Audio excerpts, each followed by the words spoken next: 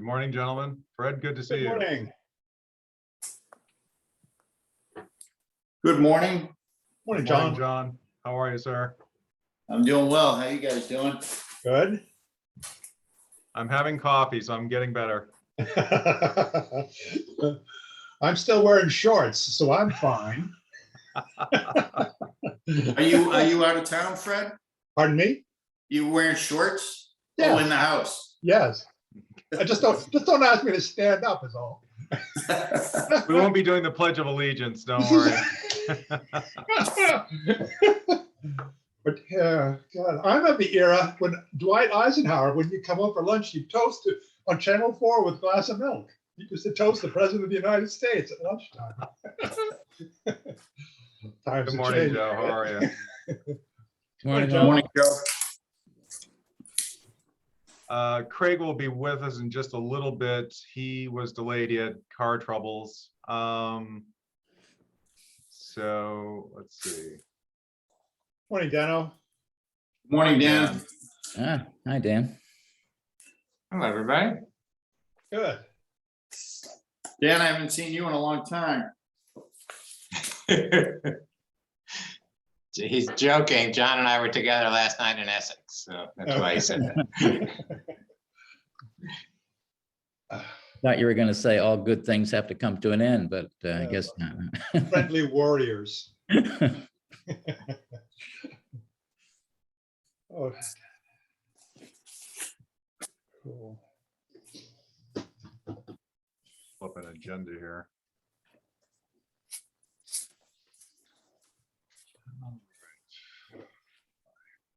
Max, how's life in the corner office? Well, it's a nice view. I'll give it that. Otherwise, nothing much else has changed. It's been incredibly busy, as you know, especially. So, but the good thing is we've been, refilling a lot of empty staff positions. So it's been incredibly helpful that way.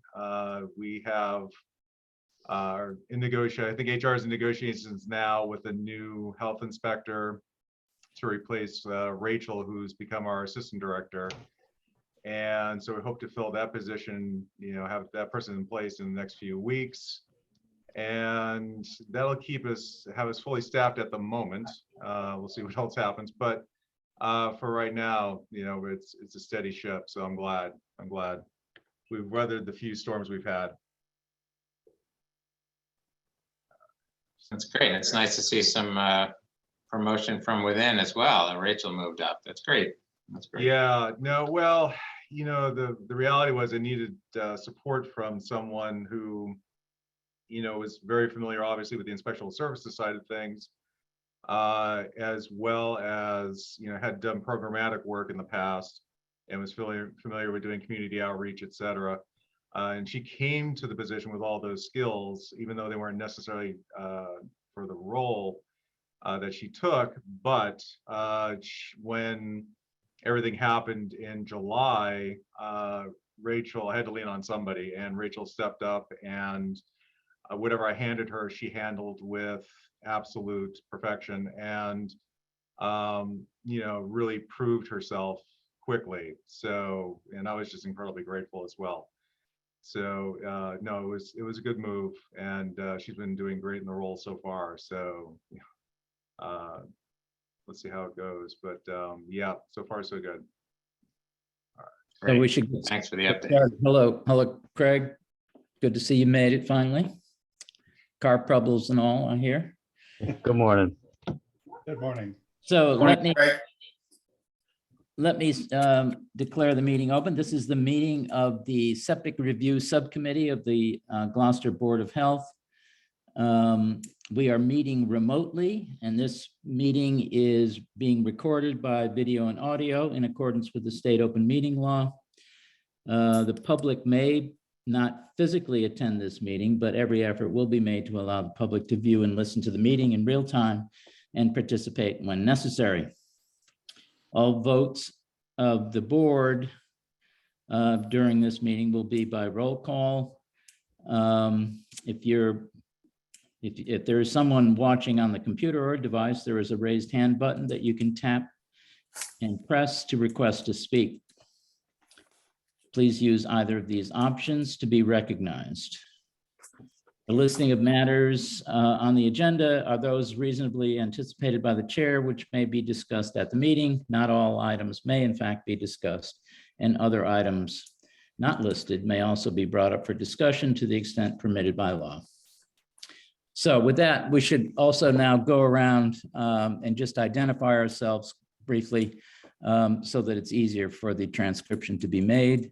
Myself, I'm Joe Rosa, Chair of the Board. Fred? Fred Cowan, I'm a consultant now for the Septic Review Subcommittee. I have no vote because I stepped down from the Board of Health. Craig? Max Shank, Director for the Health Department. Craig? Craig Piccolo, Health Department staff. And John? John Judd, professional engineer, private consultant. And the remainder. Oh, yes, please. Dan Ottenheimer, engineer with Mill River Consulting. And if I may, Joe, Yep. just a comment to folks. So in checking with the, and I was hoping that Dr. Kaplan would be on board. This was going to be his first meeting. But anyway, in checking with the city clerk's office, because the Septic Review Subcommittee had been a quorum of the board, you were allowed at that time to make decisions at this particular meeting that did not have to go forward to the board afterwards. But because we no longer have a quorum of the board for these meetings, that the much like with the city council, what will happen is that the committee will review and vote to approve or deny and have come back. But those recommendations would then have to go to the full board for a vote at the next meeting, which is tomorrow. Okay. Max or Craig, you should lead the meeting and make whatever initial comments you want to make. Craig, you're up. All right, so we start with 63 Shore Road, property owned by Marion M. Kelly Trust and represented by John Judd, Gateway Consultants. We have quite a few variances and local upgrade approvals to go through. Starting with one, install a leaching facility within 50 feet and 200 feet of a coastal resource area. 35 feet is requested. Install a leaching facility within 50 feet of a drain that discharges directly to a coastal resource area. 33 feet is requested. Install a septic tank and pump chamber within 100 feet of a coastal resource area. 52 feet and 55 feet provided. Install a leaching facility in less than 4 feet naturally occurring material. 25 inches requested. Request to allow one soil test pit within leaching facility. Install a leaching facility within 10 feet of a property line and street line, 6 feet to property line and 3 feet to street requested. Request to allow a 3-foot over dig area instead of a 5-foot required. And to install a leaching facility with less than 4 feet of separation between estimated seasonal high water and bottom of the system, 2 feet is requested. It's an upgrade to a failed system. It's a very, very tight lot. And I think what's requested speaks for what we're looking at. Craig and John, just for the record and my edification as well, this is a redo of the previous plan. Is that correct? No plan has been. It was deemed in failure in 2017, and it's been a while. They've been kind of dragging their feet to upgrade it, but then a series of unfortunate events happened, but they're going through with it. Sorry, I mistook 63 for 52, which. Yeah. Yes. All right. With that clarified, John, you have the floor. Thank you, Mr. Chairman. Once again, John Judd, representing the Kellys. Part of those unfortunate circumstances is the homeowner actually passed away during the process of the soil testing I think it was last, excuse me, last fall. So we were able to get out there in December. The estate is anxious to get this done and repaired. It's the lot itself is only approximately 3,000 square feet, very tiny lot. At number 61, they were able to install an on-site system with treatment, and this is what we're hoping to do. They had several variances requested, and that is very close to this proposed system. So just very briefly, we're proposing advanced treatment, active treatment with 3-compartment Singulaire. We are pressure dosing, and we are using a pipe and stone pressure distribution field. And again, these limitations, as mentioned by Craig, and the variances associated with this lot are on the plan, and it's really the best we can do aside from maybe a holding tank. And you know, I don't think the board typically goes for that, but I'll let the board speak for themselves on this. And that's it. I can answer any questions you might have. Good. Fred or Craig, please. I made a site visit because of the list of variance requests, and it is as it appears to be. It's a very, very tight lot, and this is an improvement over what is there. So I have no objection to this plan. None at all. Craig, you have any other comments? No, what's proposed is advanced treatment and pressure dosing. They plan to use the leaching field as a driving area, but it can support. So I have no objections to this either. So I just want to let folks know that there are 7 other attendees in the audience. So just a reminder that if you want to have make a comment during the public comment period, to please hit the raise hand feature or *9 if you're on your cell phone. So at this point, we should ask if there's anyone in the audience who wishes to comment on the proposed variances at 63 Shore Road. I have one, and Mr. Jim Noga. Mr. Noga, go ahead. And please unmute. You need to unmute, Mr. Yeah, Noga. got it. All right. Only a comment near the property line is underground conduit of electrical and cable. And so there's going to have to be caution when digging so that those aren't hit. And those actually were installed as part of, I'm at 61 when we put in 61 Shore Road. And there was a conduit left open for 63 should they decide to use that.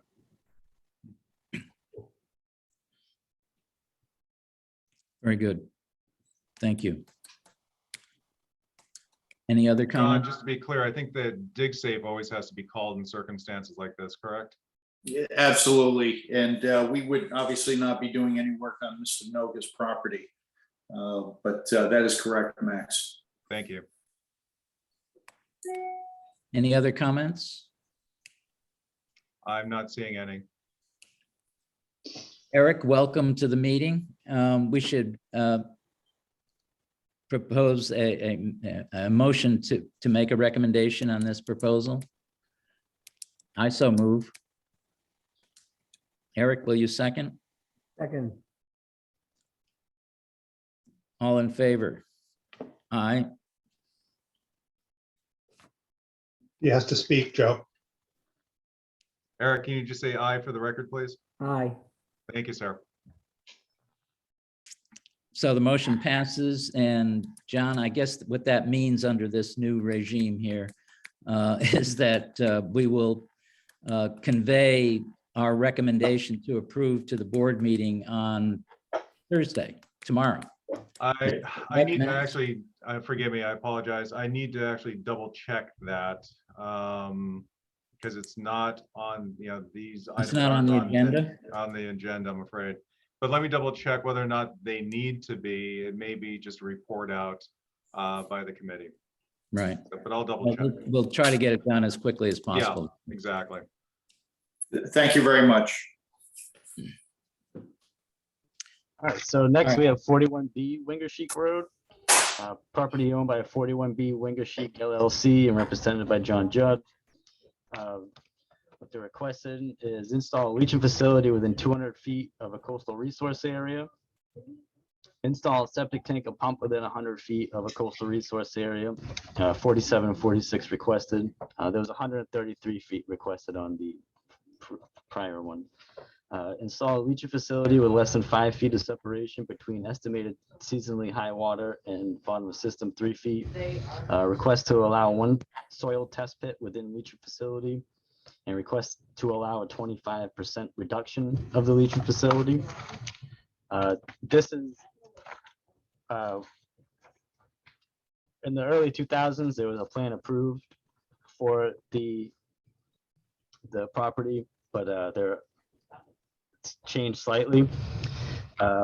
Everything seems fine, but my only concern is that it's within 200 feet of the ACEC, and I just don't know what the board feels about reducing the size of the field and the offset of groundwater. But everything else should be perfectly fine. If I could, Mr. Chair. Yes. Okay, just to expand a little bit on what Craig had mentioned. So the existing owner had a system that was a very similar design that was approved.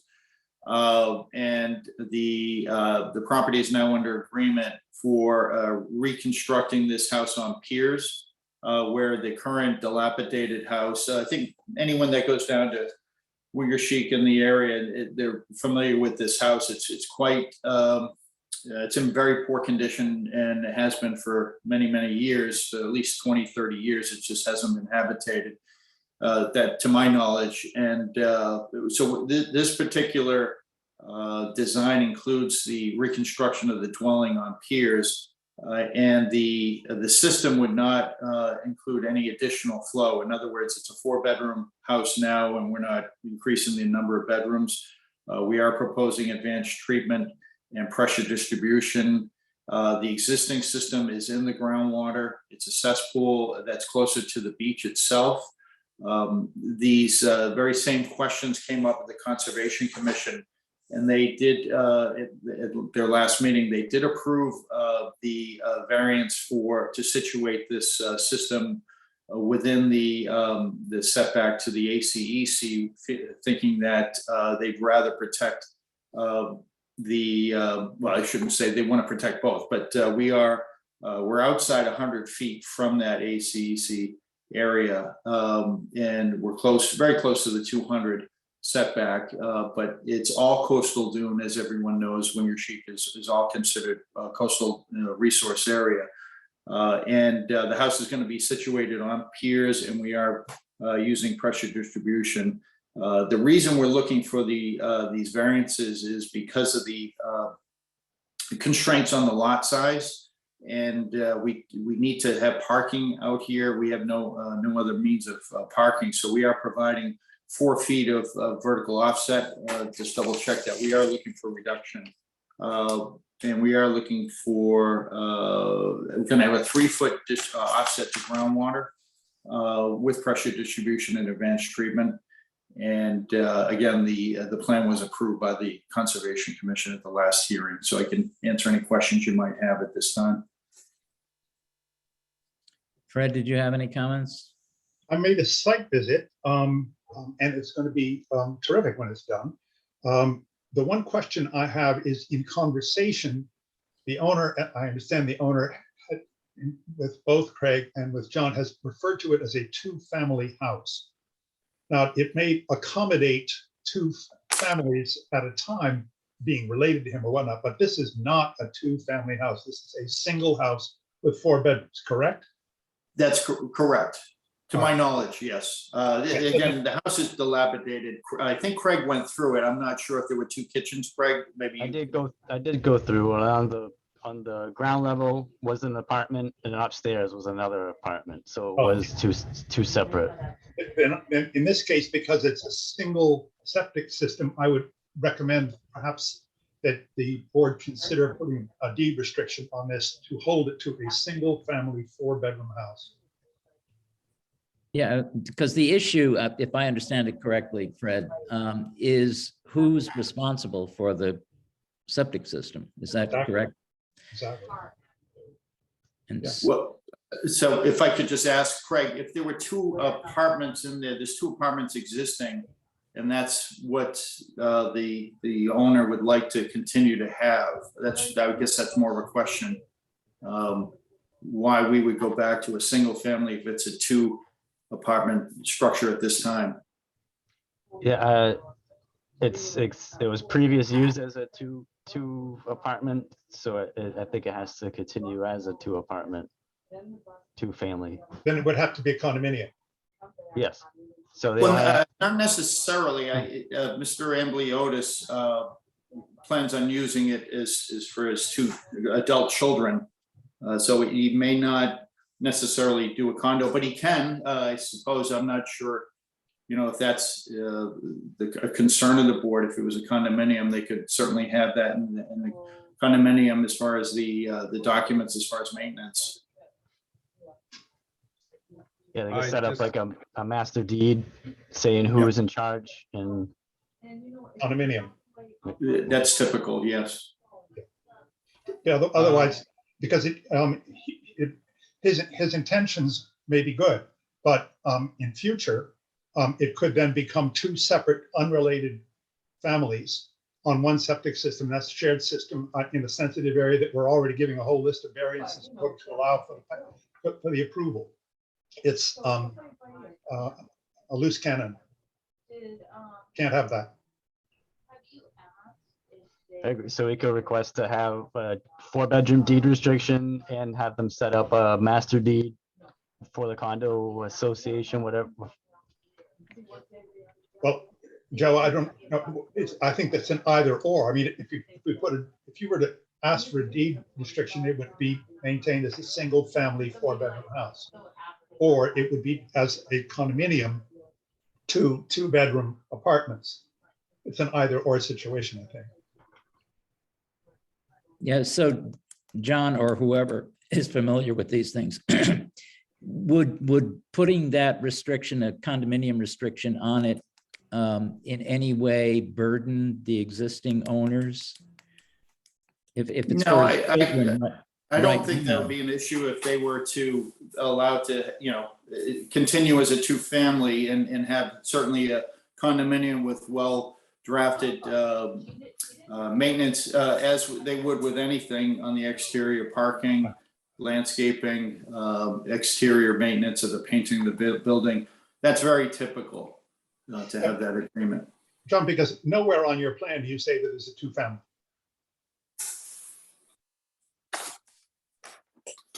That's correct, and it's typically as long as we have the multi-compartment tank and we meet the requirements for the bedrooms design, we typically wouldn't have to. But we could certainly add that if that was desired. Yeah, I guess the current situation does not present a difficulty because it's presumably 2 related individuals. But just as Fred mentioned, looking to the future, that could change. Correct. So I would want us to put in place something that would protect the environment to the max by not having the ability of one person. Yes, Max. Yep. Just jumping in real fast. So from what I'm understanding, I mean, the desire, and understandably so, because it is a 4-bedroom home, single family designed currently, part of the order of conditions based on this committee's approval and then the board's full approval would be to add into the order of conditions that should the building ever be bifurcated and become a 2-family, that they have to get proper zoning approval as well as have all the appropriate paperwork in place for a condo, an association, et cetera, at that time, in order to be able to get the approval of the Board of Health. Make sense? Okay. Yeah. Also, I have a feeling, John, is the property owner using your account because he is? I don't know who that gentleman is. There's no, I see a hand up and it's not me because I'm here. Right. But maybe that person can put on the camera, whoever it is. Hello. Hi, can you see me? No, but we can hear you at least. Thank you. Okay, I'm the property owner, yes. How you doing? Okay. My name's Nick Hey, Amblios. Good. So if I understand you correct, are you asking that I put a deed restriction or there's some restriction that says I cannot condominiumize the property? Or do you want me to condominiumize the property?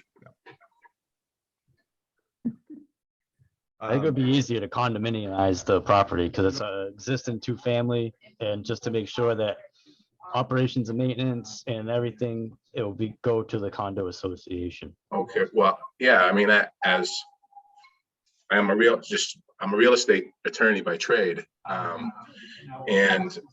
I think by creating condos, now the problem that you're trying to avoid is exacerbated. I mean, if as a two-family controlled by one owner, that one, which is me, that one owner is controlling the system. Okay. And if you create a condominium, a 2-unit condominium, which is certainly not what I want to do, kind of doesn't make a difference to me, but now you have two different owners, potentially down the road, you'd have two different owners of two different units, fighting over how to maintain a system, when if you keep it as a two-family and put a restriction not condominiumizing it, that owner controls the system. So, and with regards to zoning, I've got first of all, a little history on the property. That property was always a two-family. The reason the assessors made a mistake in their card and assessed it as a one-family dwelling, but as Craig can attest, there's 2 kitchens in that property and 4 bedrooms. And even the variance, when these lots were created, referred to there was 2 properties on one lot. One of the properties was referred to as the 2-family and one was the 1-family. And just so you know, I own the abutting lot 41A, and I live in the 41A lot, and that was a single 1,000 square foot single family cottage that I ripped down and built this house here. So that property was always a 2-family. The reason I applied for a special permit to convert a 1-family to a 2-family, I originally applied just to get a special permit to rehabilitate an existing 2-family home, is because the building department records were missing any records whatsoever with regard to that particular property, other than the variance, which wasn't clear enough. So to erase any doubt as to whether we could make it a 2-family dwelling, we just applied to convert a 1-family to a 2-family dwelling, which we do have the special permit for. So we've already gone through the zoning process on this to convert this to a 2-family dwelling. I know that's slightly different than what we're talking about here, but anyway, that's my take on it. And I'll be quiet. I see that Mr. Shank wants to talk. So. No, I appreciate that. And just to follow up with my comment about making sure it's appropriately zoned, that's just part of our process. We would have to do that with any project coming forward. It would have to go through, any kind of conversion or anything like that would have to go through the building department's process, through permitting. And if it's been approved by them already, you're fine. There won't be any other issues. But I just need to state out loud for the record that that is part of that process. So Max or Fred, any of you that know more about this than I, is it still our desire to best protect the environment by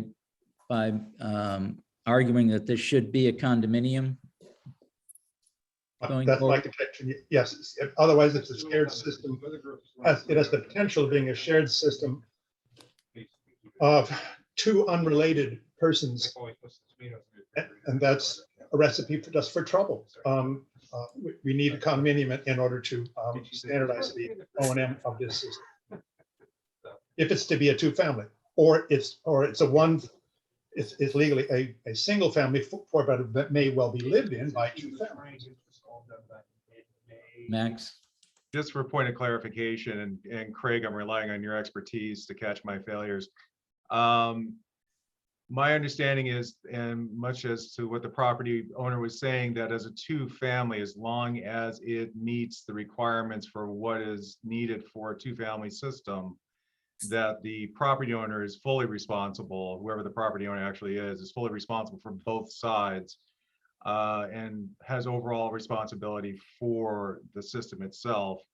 It wouldn't be an either or. The property owner, should the system fail for any reason due to issues that the renter may have had or created, it would be the property owner's responsibility to go after them to deal with it. But our responsibility would be to work and enforce with the single property owner to get any work done. Should it be decided that, okay, we've got a two-family house now, and you know what, I'm going to want to condoize it. At that time, it would be a requirement of this department that they go through the entire process of ensuring that you have the proper paperwork in place in order to make that happen. And again, then we're getting back to, that would be, something you have to, I think zoning would be fine because it would already be a two-family, but just so that the building department's aware, everybody else is aware, and we have the appropriate paperwork required by DEP. You're allowed to operate there? Yeah, I think you're right, Max, and Mr. Ambulotis is correct also. It's just if it ever changes hand, we could put it in the special conditions to condoize if he ever sells it. But going forward, just keep it on his, it's his responsibility instead of. As long as you have it buttoned up, that's all. I was just an outlier. I have no intention of ever getting rid of it, but if I do, I'm happy to abide by that restriction that it be condoed, and that's fine by me. And with all due respect, if I had a dime for every time I had heard, I'm never going to sell it. Yeah, well, I know. I've heard the same thing, but my wife's listening and she'll never let me sell it. So. Fair enough. Yeah. All right, so can we move that we approve the proposed variances at 41B Wingersheek Road? Forgive me, Joe, I apologize. Sorry. Public comment. We are going to need public Oh, comment. sorry. Yes. So again, anyone who would like to speak for or against this project proposal, use the raise hand feature at the bottom of your screen, or if you're calling in, use *9 on your phone. And seeing no one. Okay. Seeing no further comments, I would move that we approve the proposed variances at 41B Wingersheek Road with the additional proviso that should the current owner sell the property, it then be arrangements made for it to be condomized with the appropriate association restrictions, etc. I second. All in favor? Aye. Aye. So we will make that recommendation to the full board, perhaps on Thursday, but as soon as we are able. Thank you very much. So next up, we have 77 Wingersheek Road. We're revisiting that from our last septic review subcommittee. It's property owned by Wingersheek Coffin LLC, represented by John Judd. So their only request is to install a new construction septic system within coastal resource area and vegetated wetland. Last time the board wanted them to reconfigure the leaching facility, and that's what they have done what was requested. I don't know if you could possibly, so. Mr. Chairman, I'm not sure if you need some more color on that or if that's adequate. You may remember our last meeting at the subcommittee. We had the reserve area within the 100-foot buffer, and that was one of our requests. So what we've done is pulled the soil absorption system outside of the 100-foot buffer to the wetland across the street. And but we proposed the reserve trenches in between, so that way we're keeping everything outside the buffer as far as the leaching facility.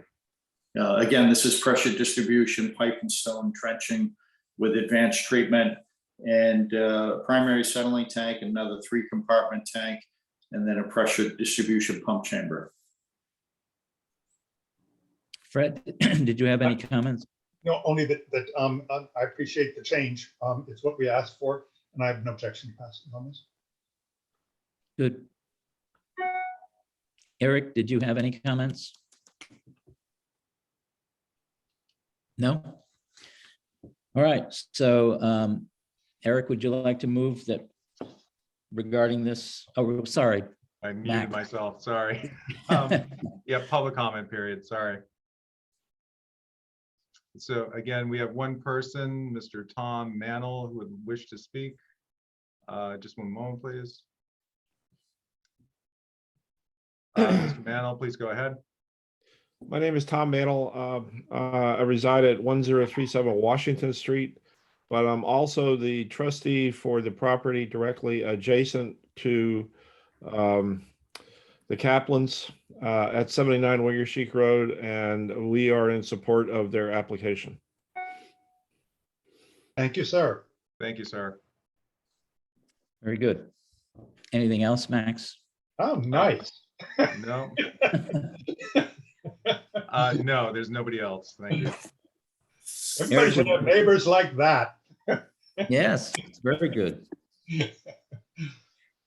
Mr. Eric, Mantle would you has like his to hand move? back up again. Yeah, I would like to respond to that. Good neighbors make good fences. We've known Ken, we've known Jane Kaplan's parents for many, many, many years. He bought my grandfather's house at 73.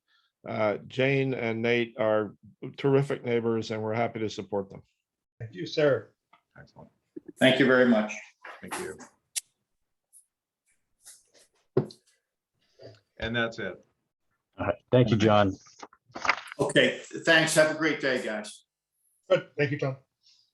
We still need a vote of the committee. Eric, would you like to move regarding this proposal? Yes, I move that we accept this It's a variance request, yeah. as noted. Second? All in favor? Aye. Aye. Okay, thank you.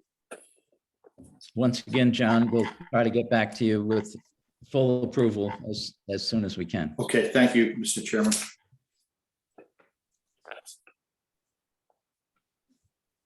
Craig, All right, so next up, we have 16 Rouse Road, property owned by David A. Greenberg Trust and represented by Daniel Ottenheimer, Mill River Consulting.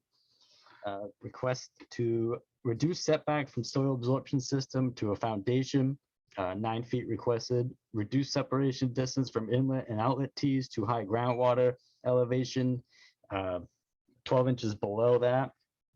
To reduce the required 4 feet separation distance from bottom leaching facility to estimated seasonal high water, 2 feet requested. To reduce the size of the soil absorption system by 50%. To reduce the setback distance from the soil absorption system to a coastal resource area, 4 feet requested. To reduce the setback distance from the septic tank to a coastal resource area, 17 feet requested. And to install a soil absorption system in less than 2 feet naturally occurring material, 1.75 feet requested.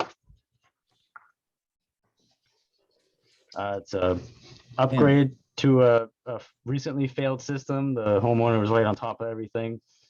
It's right on the water, and what soil is there is very wet, and it's questionable, but it's my only concern is the less than 2 feet of naturally occurring. But what Dan has proposed is advanced treatment and the best location away from everything on the property.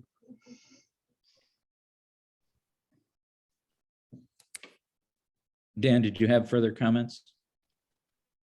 What he said. No, I'm kidding. Thank you, Craig, for that introduction. Would you like me to share the plan up on the screen? Would that help? Or do you want me to just verbally talk? What would be best?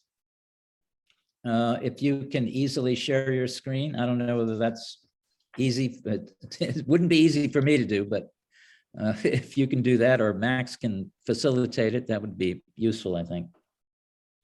All right. It looks like Max has stepped away from his desk temporarily, and he has to enable me to share Yeah, my screen. no I just problem. realized. Oh, Thank you, Max. Yep, no problem. All right, you should be all set. Perfect. Thank you.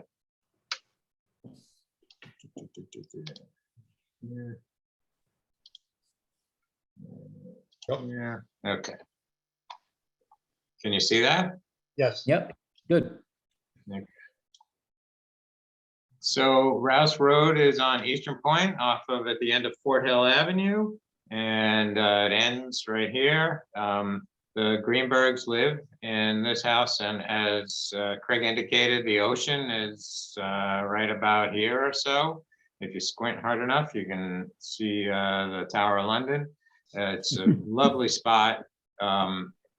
Not a great spot for an on-site wastewater system. However, it's got some challenges. I think we did the best that we could in this particular situation. So we did look in all of the possible areas on this site to place a system. Craig and I kind of went everywhere around.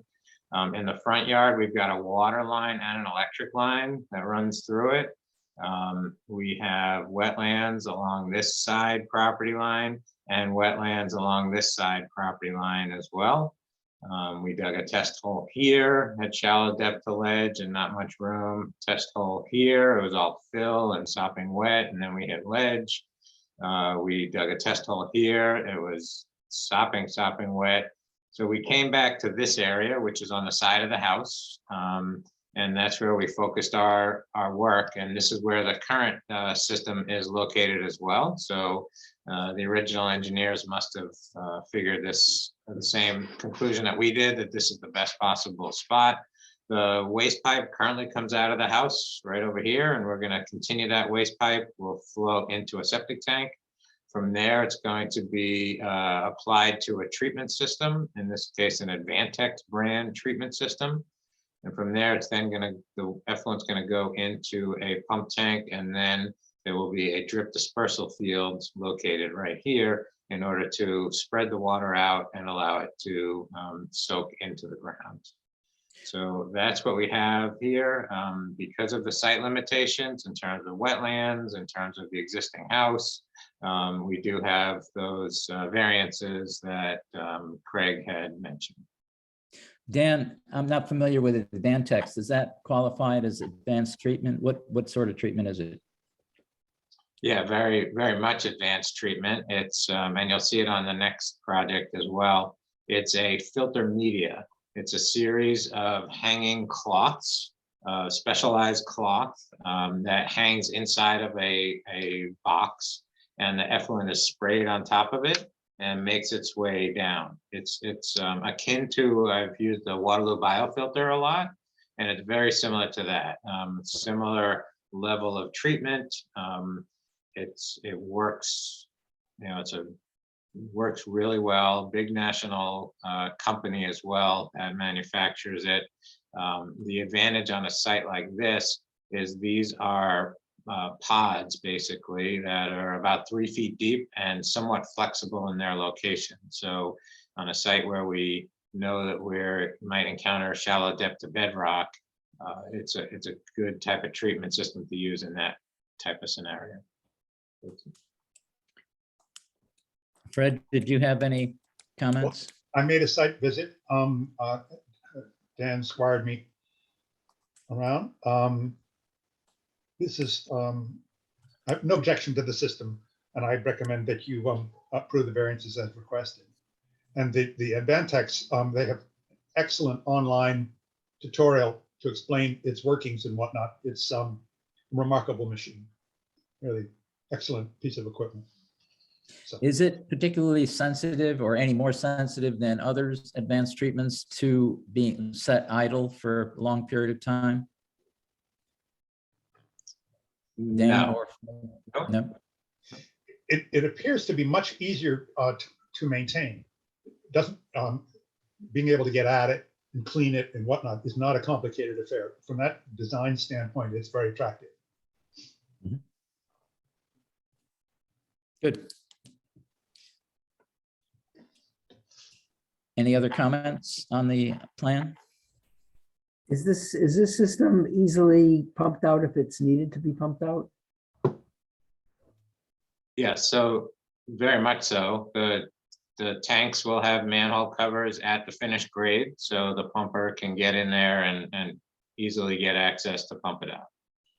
This will also, and Dr. Kaplan raised a good point I should share, like all treatment systems, under the Massachusetts requirements, there's a minimum of once a year preventative service visit by a trained company.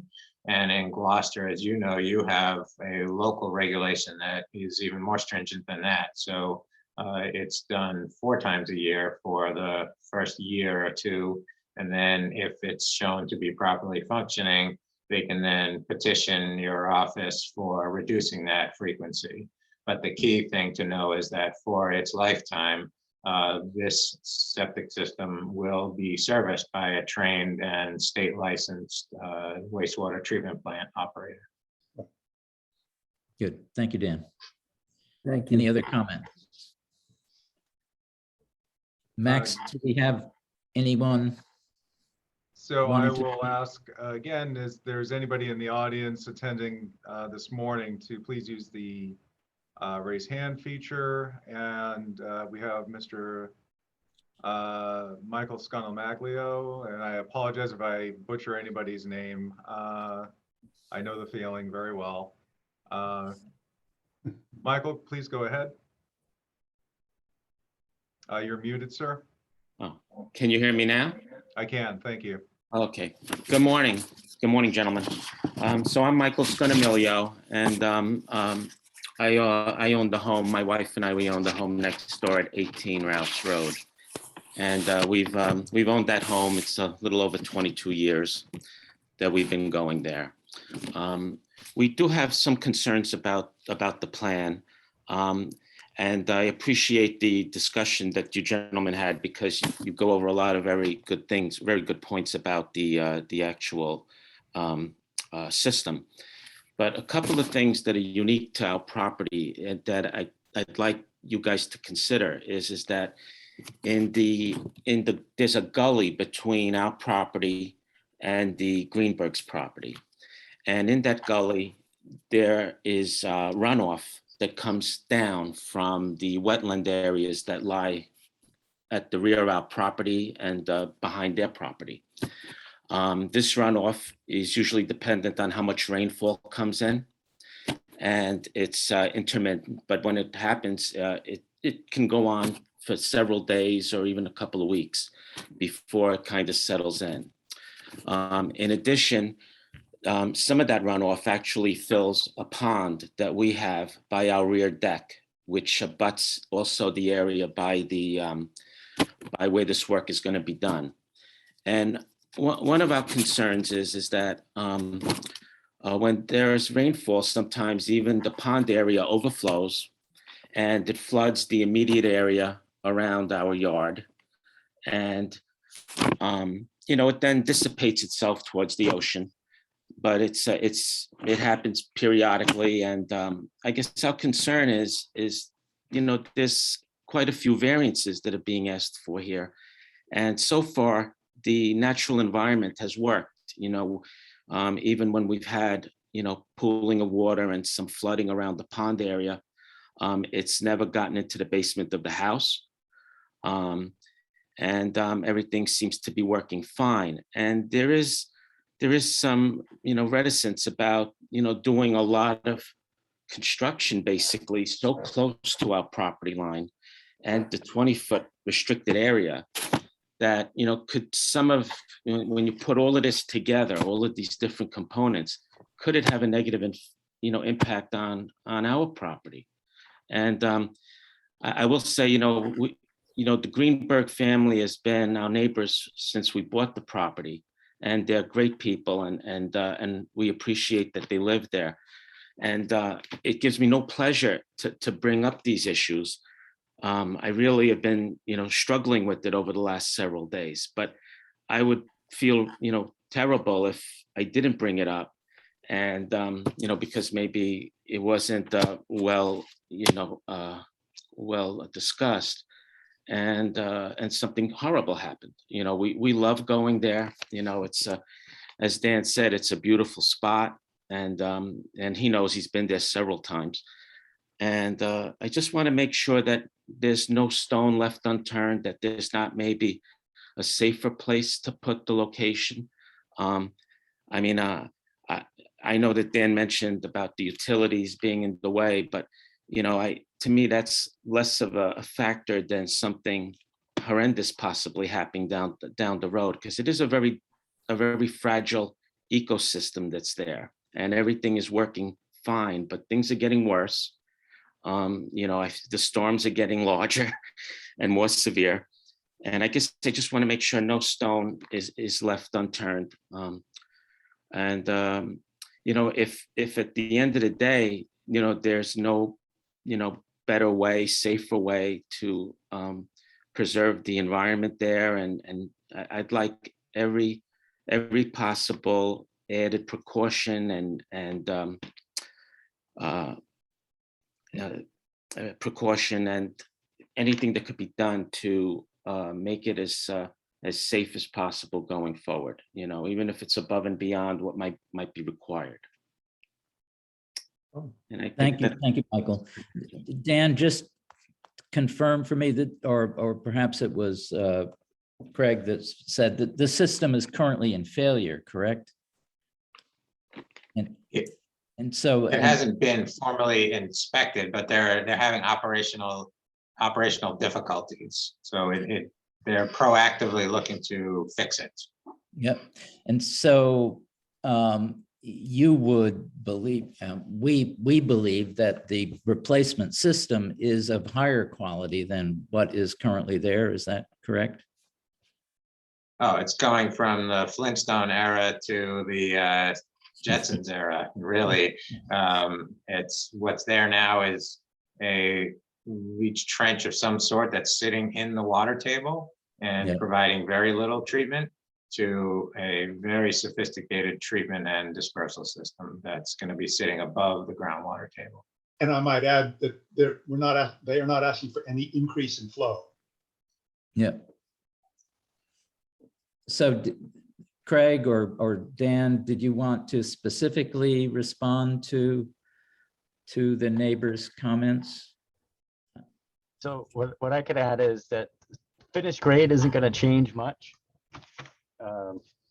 It seems about 8 inches higher on one end, and it melts right into the existing grade. And there's a 40 millimeter HDPE barrier that goes along the property line.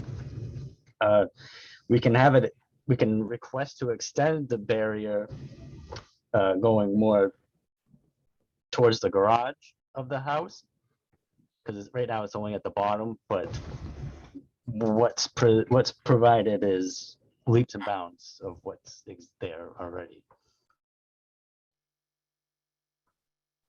Dan, did you want to say anything further?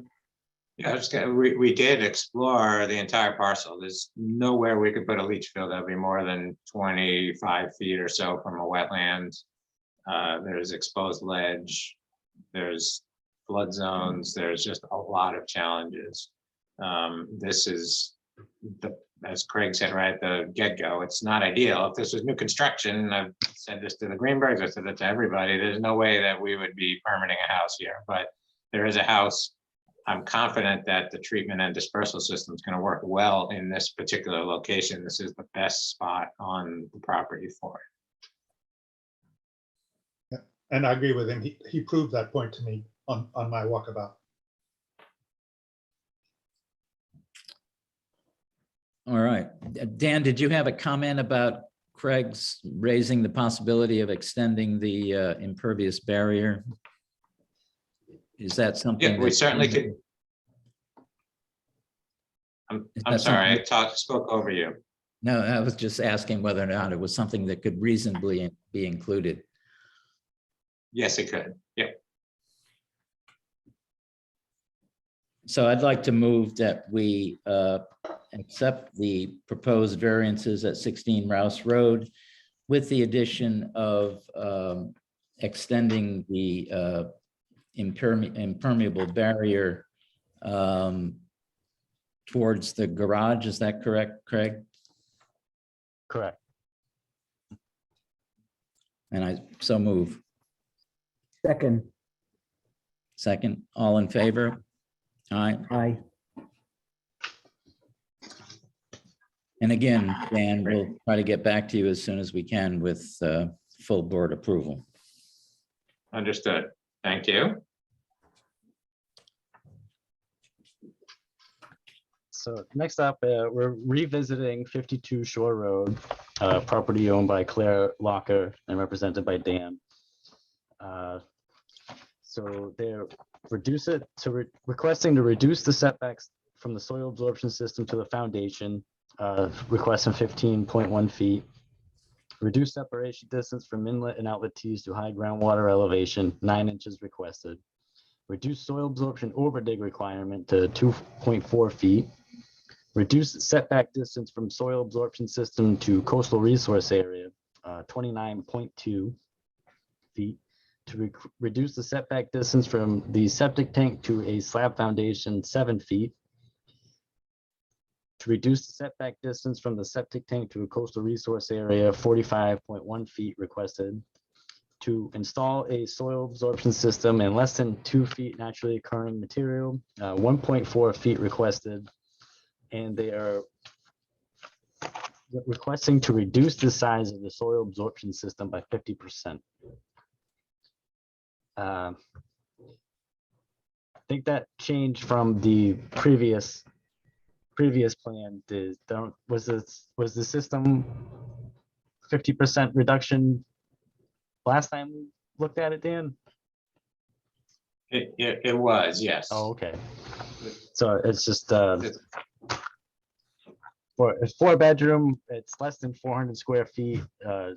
I went over this with Dan that it doesn't apply. This technology doesn't apply to those regulations. So, but it's a very small system. But Dan did do what Fred and Joe requested last time, is try to maneuver the tanks in the Advantex system.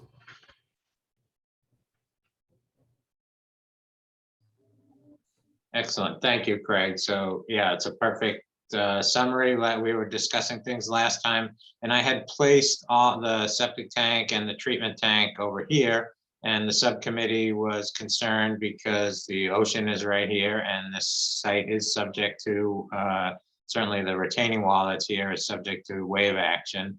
So you all had asked to see if there's a way we could move those components.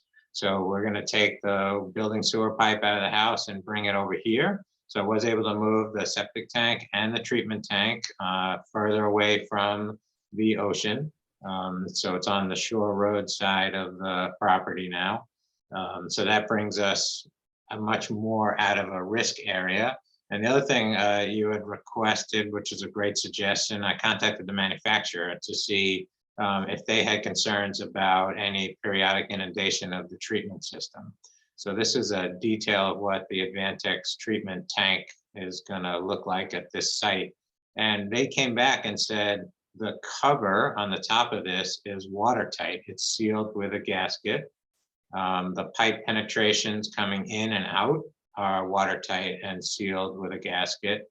They said the only possible point of entry for seawater would be the vent. So this is vented, so it gets oxygen in there. And what they suggested was, if we were concerned about that, we just raise the vent pipe up. They're showing it on, I'm showing it here as only being about 6 inches above the ground surface, but we can make it, well, in this case, the flood elevation is actually about 4 feet higher than where the tanks are located. So we could make this a 4-foot high vent pipe, and that would get it out of the flood zone elevation. It sounds like a, So those are the things that have changed in the interim. well, that's great that you addressed our concerns. Seeing that picture prompts me to ask whether or not, given that it's so tightly sealed, is it full of liquid when it's operational? Or if groundwater were to raise up in that area, would it float? No, I asked that question as well. They supply them with concrete dead men to secure it in areas that might be inundated. And it does stay, not on day one, but once it's in operation, it will have water in it. So we'll have the weight of the water plus the concrete dead men. Good. Fred, Craig, any further comments? Just sitting here thinking, as far as protecting the air vent, I wonder if it could be fitted with a fixture similar to what you'd find on a snorkel. So you wouldn't have to go up 4 feet, but simply as if water rose, like a ping pong ball would shut it off, as it happens with a snorkel.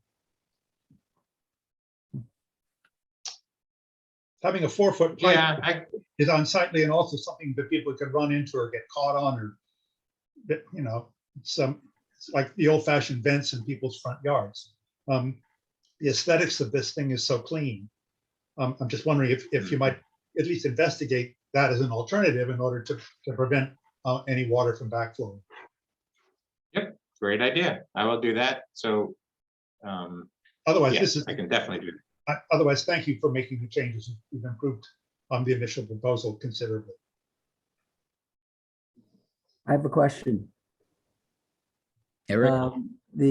I noticed that there's an area that was a garage that's going to be converted to a habitable space. Is there going to be a bathroom, shower, toilet, or anything in that habitable new space? I don't know exactly what's going in there, but I do know it's going to maintain as a 4-bedroom. So it's currently a 4-bedroom. It's going to maintain as a 4-bedroom. And forgive me, Dan, just real fast, is there going to be a deed restriction to that effect?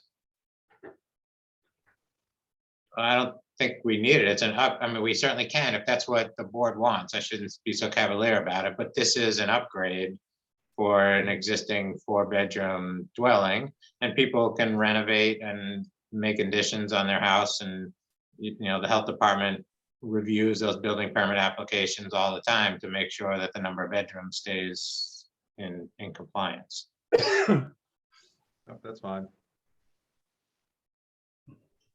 So by way of background, I don't know if that's what they're doing here, but just so people know, particularly Dr. Kaplan, I know you're relatively new, so welcome. What people sometimes do in older houses with smaller bedrooms, let's say it's a 3-bedroom house with smaller bedrooms and they want to build an addition, they sometimes will knock down the wall in between 2 smaller bedrooms in order to reduce the number of bedrooms in a house. And then that frees up a bedroom to then be put into an addition. Again, I don't know if that's exactly what they're doing here, but just so you know, that there's no limitation on the size of a bedroom. It's just the number of bedrooms. Got it. And just point of clarification as well, Dan is correct that any changes would have to go through a building department permitting process where we would have a bite at the apple. I was just trying to get a bite at the apple at this point since we're here, but he's absolutely correct that any modifications that appear to have aspects that would qualify it as an additional bedroom would be caught at our level at that time. Yeah, and to add where it says proposed new structure, they submitted that to the building department a while ago, and that's what triggered the upgrade, because it's when you add to the footprint of the house and you have a cesspool, you have to upgrade your system, and that's what triggered everything. Got it. Thank you. And just a note, if we're going to public comment, Joe, Yep. Once again, please use the raise hand feature if you wish to speak. Otherwise, it's *9 on your cell phone. and we'll go from there. Thank you.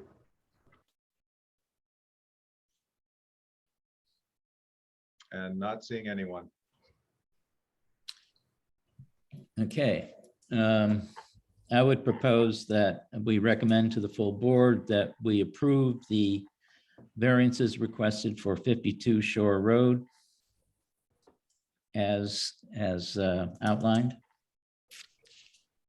I second that. All in favor? Aye.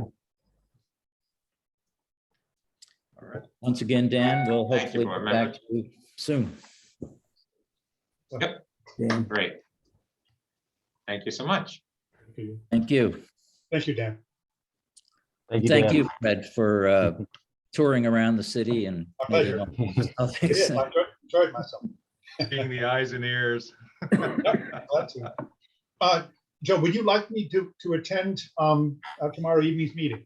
Sure, if you're willing and able to, that would be terrific. If you Yeah, make a- Fred, I can make you a panelist, standing but request. yeah, forgive me, just let me confirm, so I'm not taking up anybody's time unnecessarily. Let me confirm with the clerk's office, because I do think it needs to be a report out from the committee to the full board, and it does need to be on the agenda. What we may need to do is grab a quick quorum of the board in early next week and just have a meeting just to review and approve and go forward from there. It does not need to have public comment at that time unless the chair feels it's necessary. But otherwise, because we've already had a public comment period, we're free and clear of that. So I will get back to you, Fred, and let everybody know what the story is. But in general, Fred, your presence at board meetings would be certainly welcome. Thank you. I'll be there. I guess when it rains, it pours with difficult septic systems. So Eric, it's not usually like this. They're not. Oh, but this is half the fun. Yeah. I was gonna say, these are pretty, Listen to these people. I thought these were pretty complicated. Yeah.